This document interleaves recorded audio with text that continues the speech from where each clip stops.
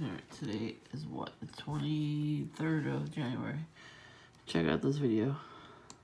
Technology is a term that gets bandied around a fair bit. The promise of longer-lasting bread, super low-salt soy sauce, even Kraft Foods' interest in a smart blob that can be made to taste like anything using nanotechnology have all been part of the highly speculative future of nanofoods. But what about here and now? How many of these foods already have nanoparticles in them? And what do we know about the harm they might cause? Well, the answer to both questions is we don't actually know.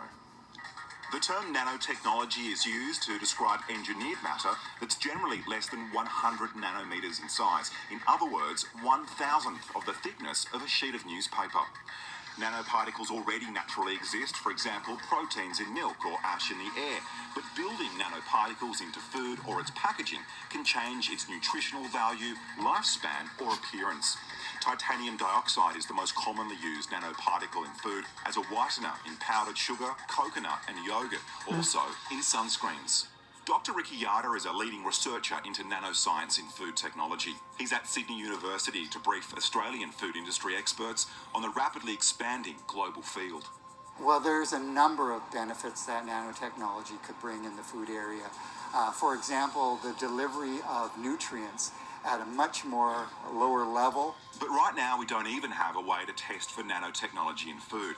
And there's inconclusive research on both sides of the debate over their harm and benefit. That's one of the concerns. What is the long-term effect of consuming products that have nanoparticles? You know, because of the size of these nanoparticles, because they're so small and they can penetrate membranes and tissues, there is some concerns of these nanoparticles accumulating in tissues and organs, and will that have a detrimental effect to the consumer who consumes that product? FSANZ, or Food Standards Australia New Zealand, says it's not received any applications to approve new or novel nanoscale particles for food use.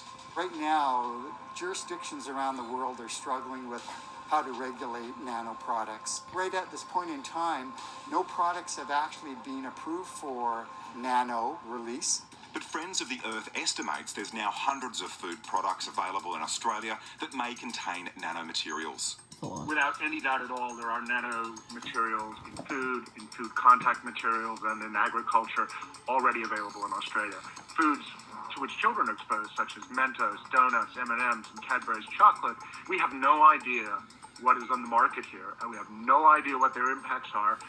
And it is our regulators that are responsible for tracking that and regulating that, and they're just not doing it. We contacted Mars Australia for comment and were unable to find a local spokesperson for Mentos. For their part, the companies deny that they use nanotechnology in their products. Meanwhile, in the void left by little or no regulations, brands are being slippery about their definition of nanotechnology.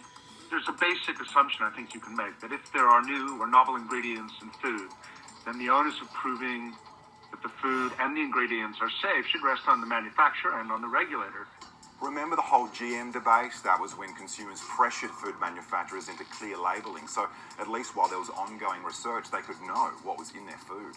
You know, with GM, we debated for the longest time at what level did that GM or gene have to be at in order for us to label it genetically modified. And I think we're going through those same debates again. The consumer's right to know what's in their food supply system. And again, that's a debatable topic right now. While part of the problem is that nanotechnology particles are a relatively recent addition to the food stream, the other part is that we just don't know which ones and what they might be doing.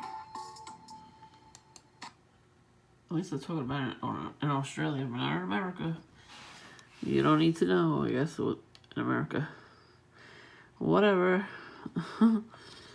They cause a lot of damage to the body. But they're not going to tell us that. I don't want us to know.